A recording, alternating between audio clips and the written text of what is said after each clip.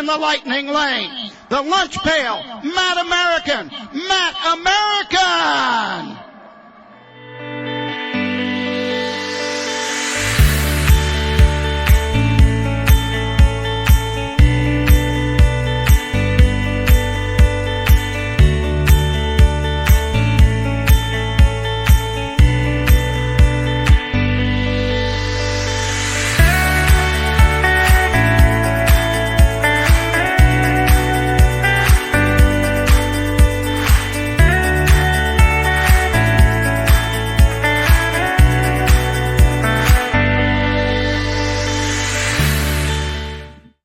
And welcome to Behind the Gate with Scott and Kate. I'm Scott Waddell, along with my co-host Caitlin Wesley, and we've got a special guest tonight. But first of all, I'd like to thank our sponsor, Denmark Acres Standardbred Racing and Breeding, who are standing Matt American in 2024. And tonight's guest is a member of the maritime driving scene in Prince Edward Island.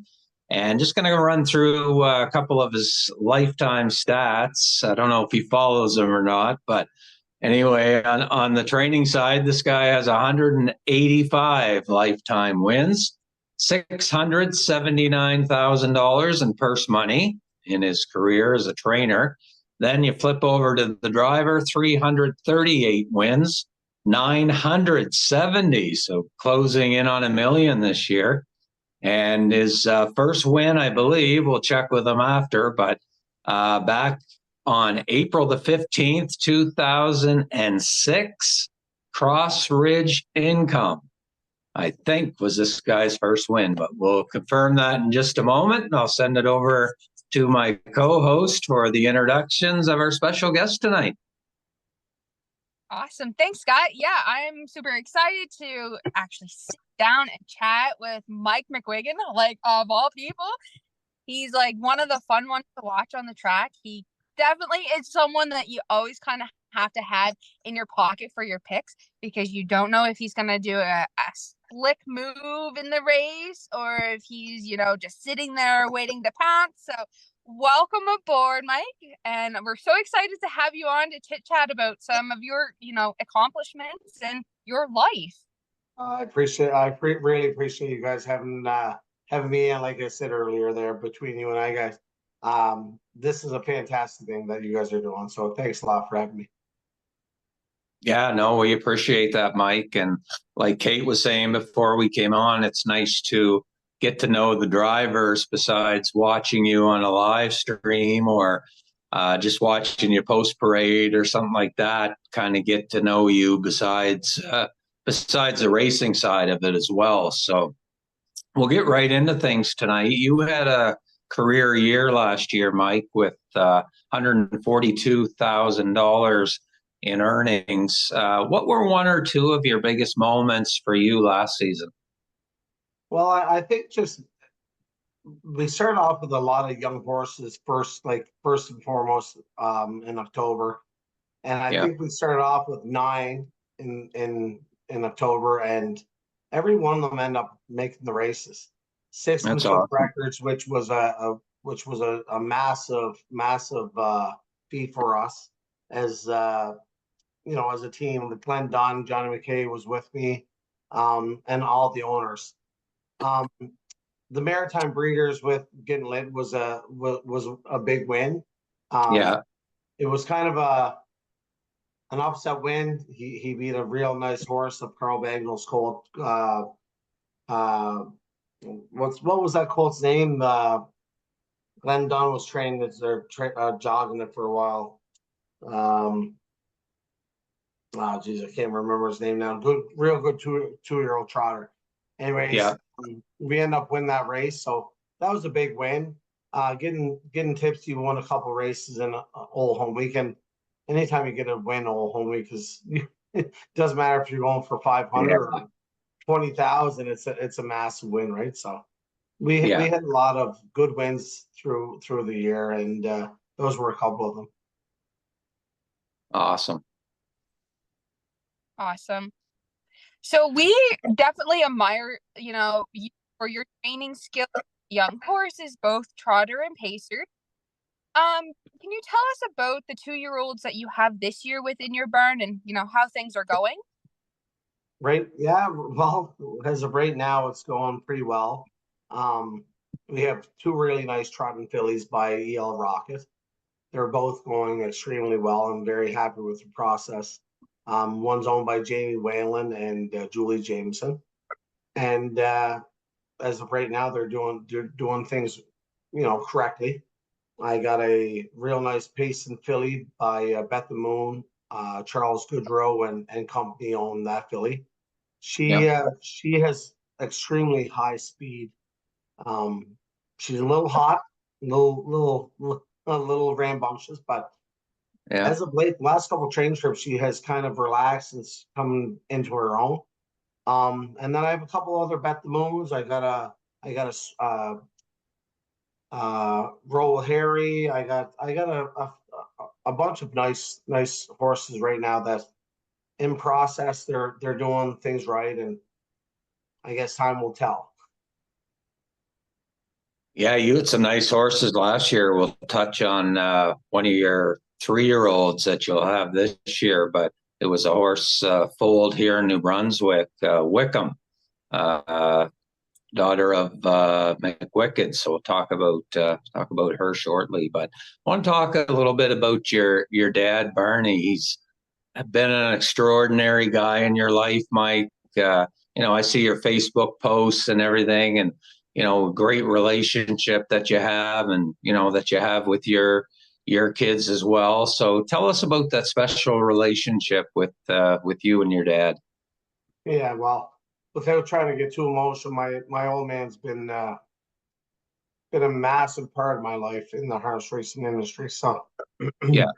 so he's the first critic always. If you do something wrong, but he's always the guy that you want in your corner. He's to see what he's done the last decade of the fight that he's put up. It's pretty Yeah. special to watch, and to be there for me and my kids is pretty special. Yeah, no, that's awesome. So besides your dad, are there some other people that kind of impact you both personally and when it comes to the horses, especially when you were younger? Yeah, I had a lot of role models growing up, but as a young fart run around the old racetrack, you kind of were let loose and did your own thing, right? Yeah. And a funny story, my old man had the old wooden shaft bikes. Oh, I remember them. So I remember dad he never was one to be flashy or Yeah. he had this new wooden shaft bike, and he had it all painted up, right? And it was all blue. The whole shaft was blue. And I had one of those old rawhide whips, and I was on the side, and I had the baler twine, and I was just giving it and Dad was a lefty, right? Yeah. So I was hammering the right shaft, and I peeled the paint right off the whole thing. And Dad come off the track or whatever he was doing. It might have been a race night. I can't recall, but I remember I got in massive trouble for that. But guys back in the day were like Paul McDonald, my father, of course. Bill Henderson was a real impact in my life growing up. When I got in trouble in Dad's barn, I'd run up to Bill's barn, and Bill would always give me a pat on the back. They would want to give me a tap in the arse kind of thing. Yeah. But Paul McDonald, Bill Henderson, and another gentleman I should mention is Dr. Ian Moore. I worked for Ian for a few years. I had a real fantastic opportunity to work for Ian when he had shadow play as a 2-year-old. He actually flew me up for the Little Brown Jug. Yeah, And awesome. was able to be there for that experience. So there's lots of guys like that. Albert O'Brien or Albert Bernard, like Dave Rose, all those guys were fantastic people, and they were always really good to kids. Yeah. Awesome. So we've touched base on, your 2-year-olds. So let's touch base on, a couple of your 3-year-olds. How are they coming along? We had, getting tipsy, getting lit, McWickham. But we also have the aged mare, the Atlantic Star. Like, it's so fun to follow. I enjoy watching her go. So can you just, touch base on a couple horses that's going along in your stable? Sure, yeah. So Atlantic Star is no longer in my care right now. She's at Jen Doyle's, and Mike You Pollard, the qualified. owner, well, we both thought she would be better off racing off a farm. So Yeah. it was a mutual kind of agreement.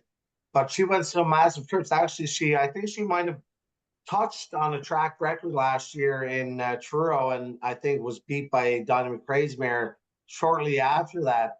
She went a massive mile in like 53, I think, in Truro. But she's a sweet old mare.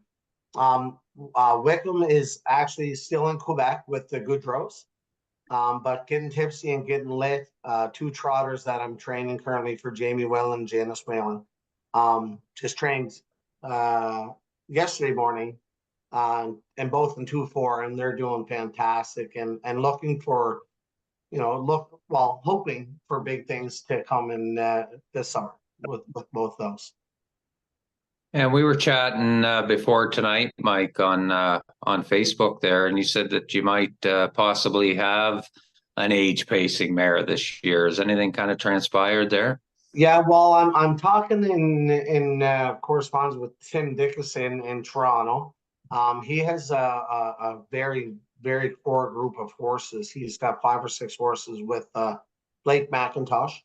And as of right now, we're in discussions. He's got a beautiful mare and a couple of nice horses that are possibly Gold Cup horses that are possibly going to come down here in the near future for hopefully Governor's Plate and the free for all through the summer. Awesome. That's exciting. That is exciting. Yeah. Tim's a real nice guy. He's doing the business and reached out to me. My brother was his stick boy when he played junior hockey here years ago. Oh, wow. And I've never met him, and he was just kind of stuck one day and had a few questions, and I answered them, and him and I have actually made a relationship as since then, so it's been good. Awesome. Yeah. Oh, that's good. Can you take us back to like your first win and kind of tell us the feeling and what was running through your mind? Because all you drivers remember that first win like it was yesterday. Yeah. Well, I think you guys had Crossridge Income down as my first win. Yeah. But I think my first pari-mutuel win was with a horse that I trained myself, was Diesel Sealster. Okay. He was a 3-year-old horse that Neil Moss actually purchased in Toronto somewheres along the lines. I think he was a decently priced yearling, and he had no manners. He was a skittish horse and very flighty. And I ended up buying him off Neil. I think I got the money off my mother or my father. It wouldn't be my father. It would have been my mom. I think for like $1,200, and I think we bought him off Neil. And that was really the first horse that I personally took on as my own and did my own thing with him. And he ended up being from a maiden right up to a free for all, or not free for all, but like a backup class horse. A real nice horse, real nice colt that year. Diesel Sealster. But I think my first win was with Diesel Sealster. Okay. Yeah, that goes way back. Did I have the year right at least? What's that? I say, did I have the year right? I think it was 2006. Yeah, I thought it was 2005 because my father had spinal surgery, and like I said, this goes a long ways back, but I think it was 2005 where he was a little steppy horse. He didn't have, he wasn't very good gated. David O'Brien, I think, drove him with his first start for me, and he made a break. And then I ended up getting my license. My father was like, "Oh, geez, like, how's this gonna go? how's this gonna go for this guy?" Yeah. And anyways, it turned out okay, and I think we had a pretty good season that year with him. No, that's awesome. So you train and drive a number of your own horses in your stable, but once in a while you use some of the other drivers over there at Red Shores and maybe even one of the other tracks. What kind of goes into your decision-making process there, Mike, when you want to put somebody else up on a horse for a change? Is it just to give the horse a change, or? Yeah, well, I think that when you're as a trainer, you're behind them all the time, and if one of your owners are kind of struggling, or a horse is struggling for an owner, you try to do a little too much, or overdrive a horse or underdrive a horse. Don't want to make mistake, and Yeah, and sometimes a horse needs a change, and yeah, I'm not scared to put a decent driver down. Corey McPherson, Kenny Arsenault, Mark Campbell are my go-to guys. Um, Three pretty decent drivers. yeah, I used to drive a lot more when I was a little bit younger. I've been smashed up a few times. So yeah, as of right now, I do just strictly young horses. I train and drive basically colt horses or stake horses. But as you if you're driving or training a horse all the time, sometimes they get a little stigmaty, and they need a change as well as you need a change. So I think that goes along with this. yeah. And it's definitely nice to have that choice of driver pool over there. There's so many great drivers over at Red Shores and in the Maritimes as a whole. Yeah. We're certainly known for churning out our good drivers. Yeah, I agree with you. I think our driver category, and you know what, I don't think our trainers get enough credit That's down here true. as well. Like I really think that it, as you see horses that are developed through the Maritimes, and they go on, they don't go on just because, like, they got there for a reason. And I think our trainers and our drivers, our owners, our breeders are so much more advanced than back, not just 20, I'm saying like 5 years ago, like 10 Yeah, years ago, that everything is just being progressed so quickly, that we're doing a real good job down here. yeah. Out of the years of driving and training, has there been any, two or three horses that really stick out to you, or that you really had like that really close bond with, through driving, or, within the barn? Oh, yeah, for sure. A lot. I'm sure you guys know that Getting Messy was a fantastic horse, and Oh, yeah. and the thing is, like, he was a good horse. Like, he was a good horse regardless where he went. It didn't matter. Like, Blaine White had that colt as a 2-year-old, but he was just progressively getting better. And Yeah, um, he was a nice horse. He was just a real nice. He was a good horse. He was a pet. He could do it. Like, kids were on his back. Like, he made, yeah, I don't know how much he made, $60,000. I think Jamie sold him for 65,000.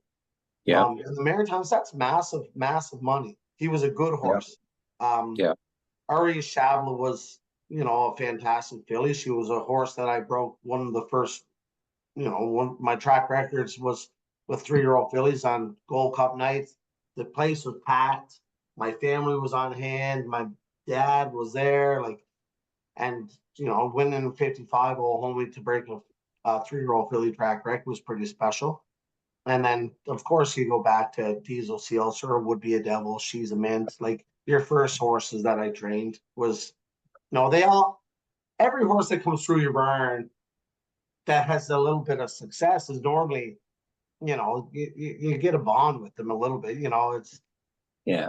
you do it because you love it, and you love it because of the horse. So I guess that's the biggest thing with me.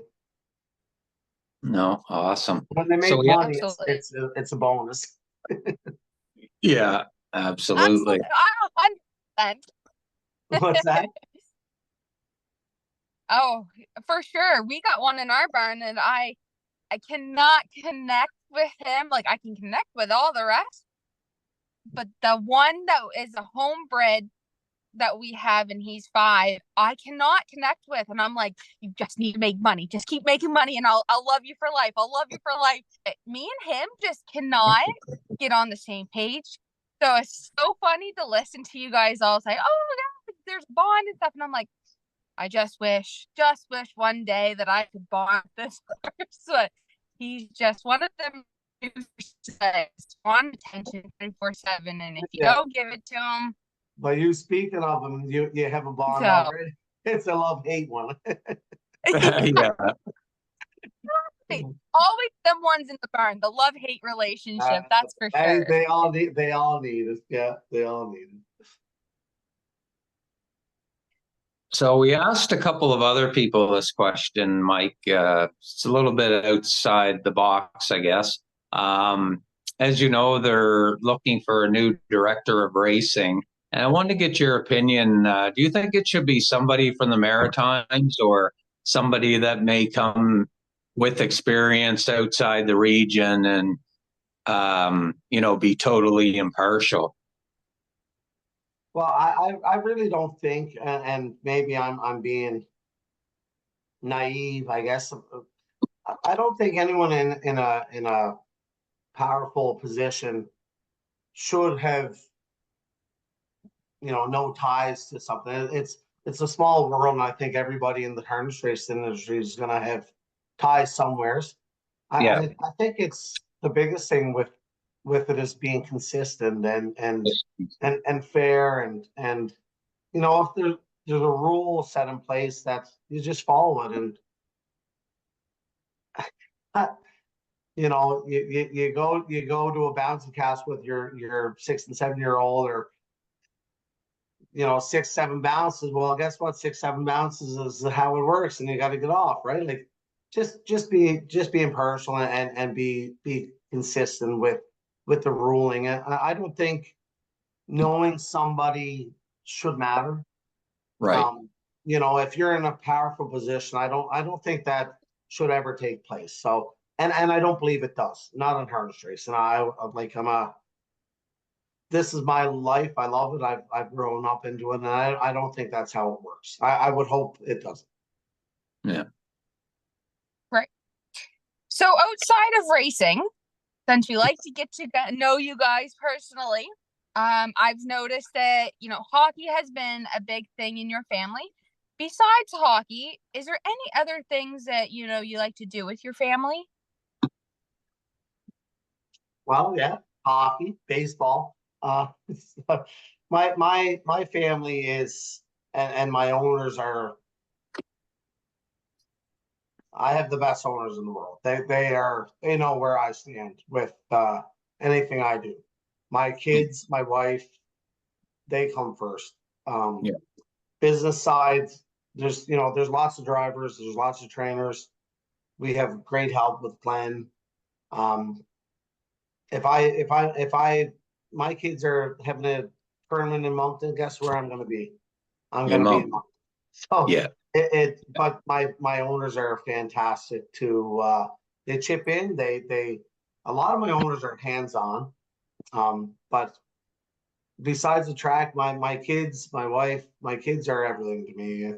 And I think that's fair to, like, I like golfing, but wherever I am, as long as my kids, my boys, my wife are with me, we're happy as all hell. We like to travel. We try to do our best to make sure that we spend time together. Like, I still work full time, and I have a family of 15, so it gets busy. And as I'm at the barn, I try to tell my boys, you gotta don't be a jerk to your mom. Like, make sure you get out of bed and go to school on time and stuff. Like, because guess what? Mom's gonna call Dad, and then Dad's gonna be upset. But our boys, Owen and I, they're great kids. Anything outside of harness racing that is involved with them, I'm very happy. That's all I need. I love to hear that, Mike, that, especially your owners are very understanding that, you've got a young family and that, that's going to take some of your time, and they have that flexibility because, especially for quite a few of you guys over there, you have full-time jobs and manage a stable. So it's a busy schedule for you. So it's nice that you can find a little bit of that work-life balance. Yeah, no, it can be tough, and it's like as you know, like it's it's strenuous, and you're always going, and if you're not at the burn, you're talking to owners, you're talking to other trainers, you're talking to drivers, and Yeah. my owners are fantastic to really understand. You only got one shot of being a dad, and everyone always tells me that, and like you got one shot, and I'm not going to miss that shot. So this Yeah. is where I'm at right now in my life. No, that's awesome, buddy. So when you look back at, you're a PEI boy and you've watched so many Gold Cup and Saucers over the years, are there a couple that stand out to you as the best couple that you've seen? I know for myself, last year really made an impression on me with Cover Brit and the whole, after the race kind of thing, and just how he got the youngsters involved. But is there any couple that stand out for you? Yeah, cover that was like incredible last year with What? Jordan. It really was. My my oldest Owen asked Yeah. Jordan Stratton for his whip earlier in the night, and Jordan Stratton with such a it really is incredible when I have great friends that come down here. Mark McDonald's a good friend of mine. We talk. This is the race you want to win, right? And Jordan Stratton has won, $1 million races, and he comes over the line and he throws his whip up in the air, and poor Owen, he's like, "Oh my God, like that was my whip," kind of thing, right? Now I had Owen and Isaac, and their two friends, our neighbors, the Braley boys, in the center field watched that race, because I remember one of the first races I watched, Dougie Brown won. I was in the old Judges Tower with Mark McDonald, and Yeah. Doug Brown was one of the first guys that like used to lay back on the bike. Yeah. And Mark kind of duplicated like his style, right? Yeah. And so Owen and Isaac's grandmother Sharon, that took pictures for the track, end up getting Jordan Stratton's whip, and we Okay. end up getting the whip regardless, and at the end. So that was pretty special. My first Gold Cup I ever watched personally was in 1990 when my father drove Cap Young, and Okay. Kevin Boomer Glenn was the announcer. Announcer. Yeah. Remember, I was peeking under the fence, and Yeah. the noises of his voice coming through the speaker. I kept saying to my mom, I was ripping on her pant leg, saying like, "Did something fall down?" Because everything was so dramatic, right? And Yeah. and Yeah. no one can ever forget Earl Smith, the late Earl Smith. I know. Yeah. That was pretty special. Yeah, definitely. Yeah. You still there, So, Kate? Oh, there you are. because you guys are all friends. Yep. Because you guys are all friends and you hang out and you help each other, is there like the funniest guy on the track, or is there someone that you really like to pick and prob at just to have that fun? I don't like any of them, to be honest with you. You know what? Everyone is. We're all out there to make a living, and we're all out there to better each other and better ourselves. And we have a very strong driving category in Prince Edward Island, in the Maritimes. Yeah. Redmond Doucette is one of my top-notch buddies. He comes down to our barn every Gold Cup, every Old Home Week. And when I travel down there, that's where I go. I go to Red's barn, and he looks after me, and I look after him. He's a fantastic person. His wife is a lovely lady. They have a young family, the same as mine. They're in it for the same reasons. They love the harness racing game. So Red's a good guy. Corey McPherson is, in the same boat. I use Corey a lot as a driver. When I struggled a couple times, years ago, I went out to Ronnie Gass's. Corey helped me out. Adam Murray is a good person. Mark Campbell is my old man used to drive for Mark's grandfather, his uncles. You know, Mark drives for me. Mark is a good friend of mine. We're all in it to help each other, but everyone's great down here. You know, we're all in it together. We're competitive, don't get me wrong, and there's been lots of times where there's been clashes, but we get over pretty quick. For the most part, pretty quickly. Don't hold grudges too long, eh? Not normally, no. We try not to. There's always the next race, and if you need a hole or if you need a favor, it comes back, and when you're racing in safe races, and that's usually what I'm racing in, it's you got to give an inch to take an inch, or take an inch to give an inch. So that's how she works. No, that's awesome. And before we go tonight, Kate and I and Grady Hashie are doing an episode in a few minutes, and we're going to try our hand at picking the races for this coming Saturday at Red Shores. So we got to ask you, any shots with any that you got? You know what? I haven't looked at a program. Oh no! I'll give you a little advice. Whatever Mark Campbell and Corey McPherson are, I haven't bet on them. pretty simple game. Yeah, definitely. Yeah, go with the hot hand. Right on. Yeah. Well, listen, Mike, thank you very much for joining us. It's been a pleasure to kind of get to know you off the racetrack, like Kate said, see that human side of you and hear some stories about your family and that kind of stuff. So certainly appreciate you coming on the podcast, and best of luck this season. Looks like you're going to go over $1 million. So we'll keep an eye on that. Yeah, that's quite a thing. I appreciate both you guys, and keep doing what you're doing. It's good for the business, and as long as people are doing this stuff, it brings light to everything. So good for you guys for doing it. Thanks very much for having me. No, well, thanks very much. So that wraps up our 23rd episode of Behind the Gate with Scott and Kate. And again, we'd like to thank our sponsor, Denmark Acres Standardbred Racing and Breeding. Of course, they are standing Mad American for the 2024 season. And we've had Mike McGuigan on tonight. So again, a big thank you to Mike for joining us. We've got some upcoming podcasts, including a handicapping one that we're doing in just a few minutes, actually.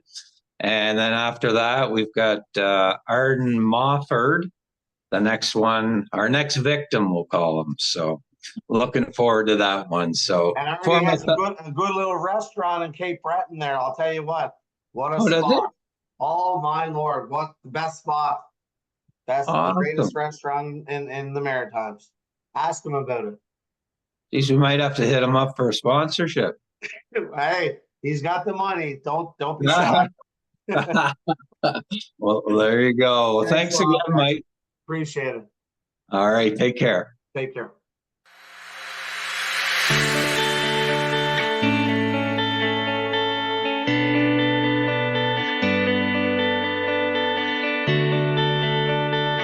Deep in the lightning lane, the lunch pail, Matt American, Matt American!